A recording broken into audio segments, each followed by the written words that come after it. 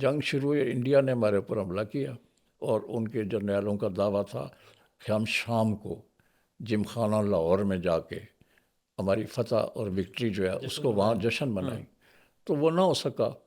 وہ ان کا خواب جو ہے وہ اس کی تعبیر نہ ہوئی، اس کو خواب ان کا بکھر گیا، اور پاکستان نے بڑی کامیابی سے اپنا دفاع کیا۔ تو وہ 65 کی وار میں پریزیڈنٹ ایوب صاحب نے ایک خط لکھا امریکن پریزیڈنٹ کو کہ چونکہ ہم پر حملہ ہوا ہے، we are under aggression by India, ہماری مدد کی جائے، اور سیٹو سینٹو کے ہم ممبر ہیں، ہمارا یہ استحقاق بنتا ہے کہ آپ ہمیں فوجی امداد بھی دیں اور اقتصادی امداد دیں۔ جس پر اس وقت کے امریکن پریزیڈنٹ نے یہ کہا کہ چونکہ آپ پر کسی کمیونسٹ پاور نے حملہ نہیں کیا، سیٹو اور سینٹو میں ایک تھا کہ اگر کوئی کمیونسٹ ملک آپ پر حملہ کرے تو ہم آپ کی مدد کریں گے، تو India is not a communist country. اور یہ بھی ہوا، تاریخ میں یہ بھی لکھا ہوا، ڈپلومیٹس نے لکھا ہے اور بھی، کہ پاکستان کی نہ صرف کہ امریکہ نے ہمیں امداد نہیں دی، جو دے رہا تھا اکنامک اینڈ ملٹری ایڈ وہ بھی سسپینڈ کر دی، بلکہ اس نے بظاہر تو انڈیا پاکستان دونوں کی بند کی تھی، لیکن نقصان ظاہر ہے سب پاکستان کو پاکستان کا نقصان ہوا۔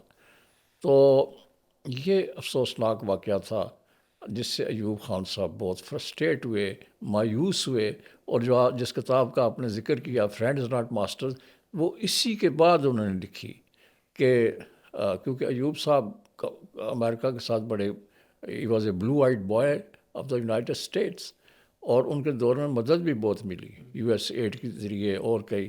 اچھا سر، میں یہی پوچھنا چاہ رہا تھا کہ ایوب خان کی ان کے ساتھ قربت اتنی بڑھ گئی تھی کہ وہ اتنے فرینک تھے امریکن پریزیڈنٹ کے ساتھ، رچرڈ نکسن تھے شاید، تو ان کا وہ گال تھپتھپا رہے ہیں جو تصویر بڑی مشہور ہوئی ہے۔ اور پھر ایک لیول یہ آتا ہے کہ وار آن ٹیرر سے پہلے مشرف دور میں کولن پال جو ہے، جن کے سیکرٹری آف اسٹیٹ ہیں، وزیر خارجہ جو ہے، وہ فون کرتا ہے کہ جی آپ ادھر ہیں یا ادھر ہیں، یا شاید رمسفیلڈ نے یہ کہا تھا، رمسفیلڈ نے، ان کے وزیر دفاع نے۔ تو یہ جو ڈکلائن ان دا سینس یہ آیا ہے کہ جی آپ یعنی ایک لیول کا جو فرق ہے کہ آپ ایک پریزیڈنٹ ٹو پریزیڈنٹ ڈیل کر رہے ہیں اور آپ کا بڑا ریڈ کارپٹ ویلکم ہو رہا ہے، اور یہاں آ کے وزیر خارجہ یا سم ٹائم انڈر سیکرٹری جو ہے وہ کرتا ہے، تو یہ کیا وجہ ہے اس کی؟ یہ دیکھیں جی، ایوب خان جو تھے وہ امریکہ کے بڑے محبوب یا منظور نظر تھے، اور اس دور میں پاکستان کو یو ایس ایڈ کے ذریعے بہت ساری مدد ملی، اکنامک ایڈ، فگرز موجود ہیں۔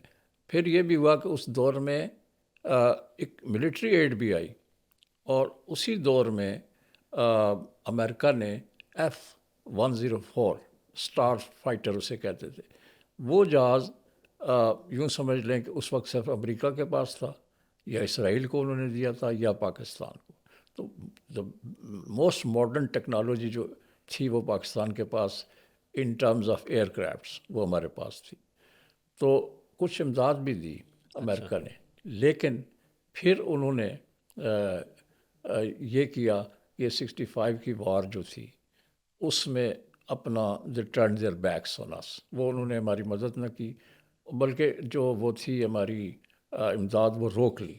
تو یہ 65 کی وار بڑی ڈسائسو تھی، اس سے پہلے امداد ملتی رہی اکنامک بھی، اور وہ ایوب خان نے جب دورہ کیا امریکہ کا تو ان کو بہت ہی پرجوش ان کا استقبال ہوا، اور وہ کھلی کار میں پریزیڈنٹ کینیڈی کے ساتھ بیٹھے ہوئے جا رہے ہیں، اور لوگ کھڑے ہیں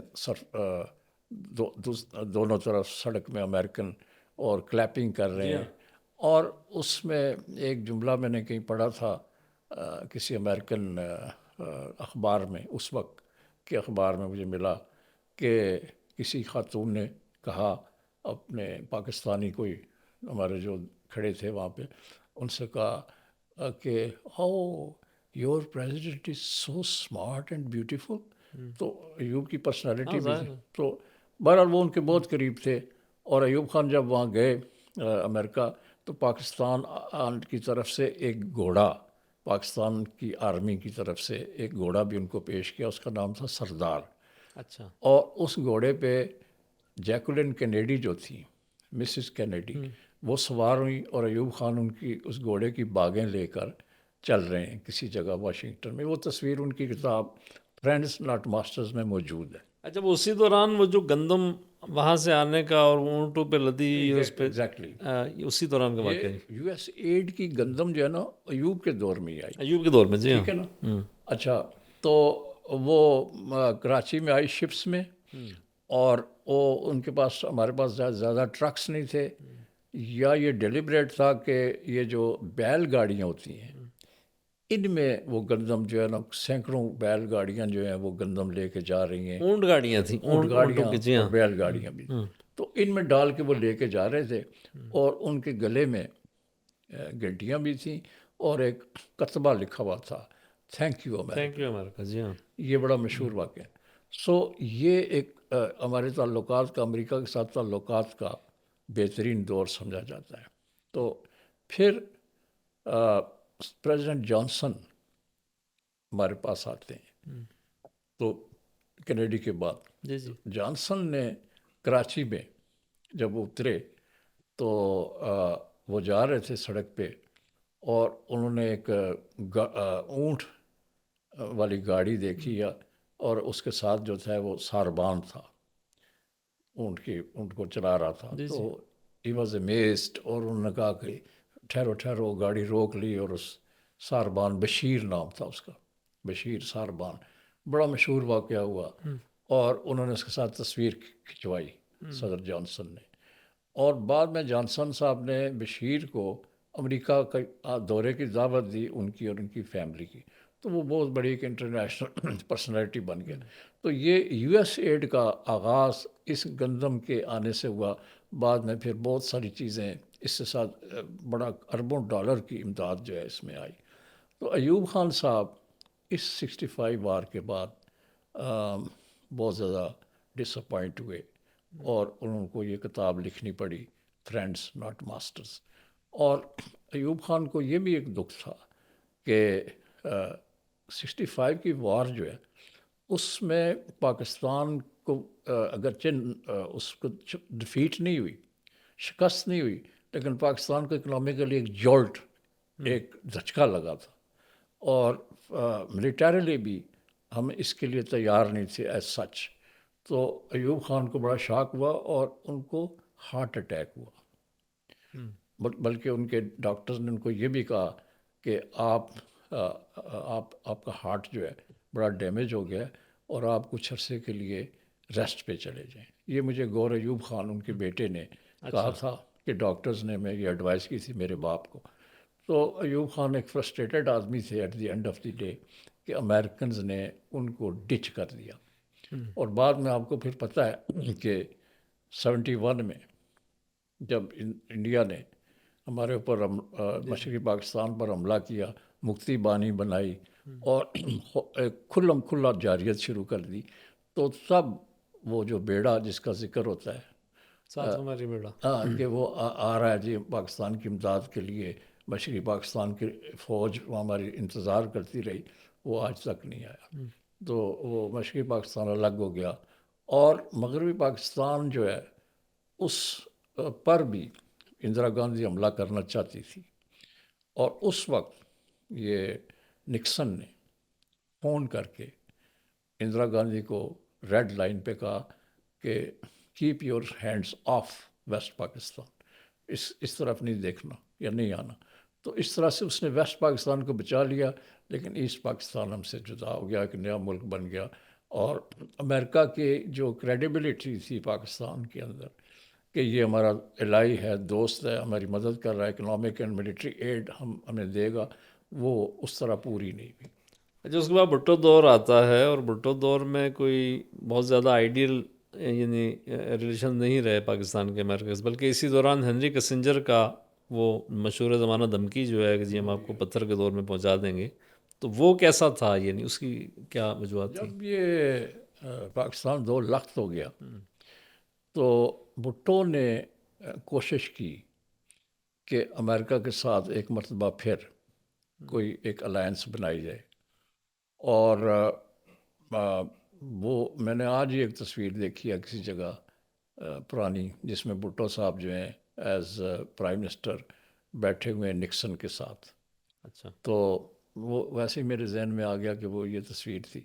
تو وہ گئے تھے اور انہوں نے بڑا امپریس کیا امریکنس کو، اور انہوں نے he try to rebuild the relationship with US. لیکن بھٹو نے at the same time China کے ساتھ بھی ریلیشن شپ بنائی، اور بھٹو ایک کوشش کر رہا تھا کہ پاکستان کو ایک انڈیپینڈنٹ فارن پالیسی رکھنی چاہیے، moving away from U S. تو امیریکنز ور سسپیشیس کہ بھٹو کیا what is he up to. تو ایک تو یہ ہوا. سیکنڈلی یہ ہوا کہ بھٹو نے جب انہوں نے انڈین نے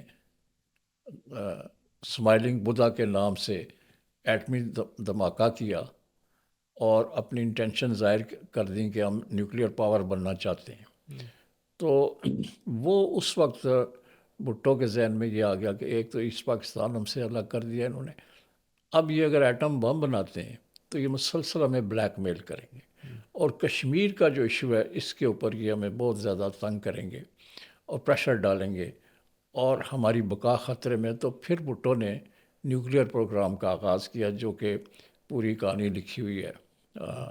دی اسلامک بام ایک کتاب آئی ہے، اس میں پوری سٹوری ہے کس طرح بھٹو نے سائنٹسٹ کو بلایا اور ڈاکٹر اے کیو خان کو بھی پاکستان بلایا وہاں سے، اور ان کے ذمہ یہ کام لگایا کہ ہمیں کلینڈسٹائنلی خفیہ طور پر ایک ایٹمی طاقت بننا ہے.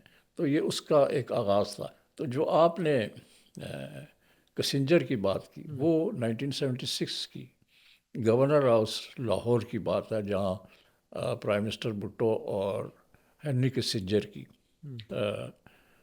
ملاقات ہوئی، جس میں ہنری کسنجر نے بھٹو سے کہا کہ آپ یہ نیوکلیئر ری پروسیسنگ پلانٹ جو فرانس سے لینا چاہ رہے ہیں اس کو نہ لیں، اور اگر آپ نے یہ ایٹمی پروگرام جاری رکھنے کی کوشش کی تو آپ کو ایک بھیانک مثال بنا دیا جائے گا. اور مجھے ایک ڈپلومیٹ نے جو بعد میں پاکستان کے فارن سیکرٹری بھی رہے، اب وہ بیچارے اس دنیا میں نہیں ہیں، ریاض کھوکھر صاحب نے کہا کہ میں وہ منٹس لے رہا تھا میٹنگ کے گورنر ہاؤس میں جب بھٹو کو یہ دھمکی دی گئی. تو بھٹو نے پھر کہا کہ میری یہ بقا کا سوال ہے پاکستان کا، تو آئی کی ناٹ گو بیک آن دس. تو یہ کسنجر کی دھمکی. پھر یہ بھی لکھا ہوا ہے، ڈاکومنٹس موجود ہیں، کہ کسنجر نے یہ کہا بھٹو سے کہ آپ ایسے کریں کہ ہمارے ملک میں نئے الیکشنز ہو رہے ہیں، تو نیا پریزیڈنٹ الیکٹ ہوگا. کارٹر پھر الیکٹ ہوا تھا، تو ہمارا پریزیڈنٹ نیا الیکٹ ہو رہا ہے، تو آپ اپنے یہاں الیکشن کروائے and get yourself reelected as prime minister with a bigger strength. آپ کی پوزیشن ذرا بہتر ہوگی تو آپ بہتر نیگوسیشن کر سکیں گے، تو آپ یہ کر دیں. تو کہتے ہیں کہ جو بھٹو کو جو ٹریپ تھا امریکہ کی طرف سے وہ یہی تھا کہ اس کو نئے الیکشن کی طرف لاؤ اور نئے الیکشنز میں اس کی حکومت کو ڈی اسٹیبلائز کر کے اس کو اقتدار سے الگ کر دو. یہ ایک تھیوری ہے. اور اس میں وہ کامیاب بھی ہوئے. کامیاب بھی ہوئے. اور ایک آئی ایس آئی کے سابق ڈپٹی ڈائریکٹر تھے، شاید یہ ڈائریکٹر تھے، بریگیڈیئر ارشاد ترمذی، ڈپٹی ڈی جی. وہ انہوں نے کتاب لکھی ہے. یہ ہمارے تہران میں ہمارے ملٹری اتاشی بھی رہے. یہ 94-5 میں انہوں نے کتاب لکھی تھی، پروفائلز آف انٹیلیجنس.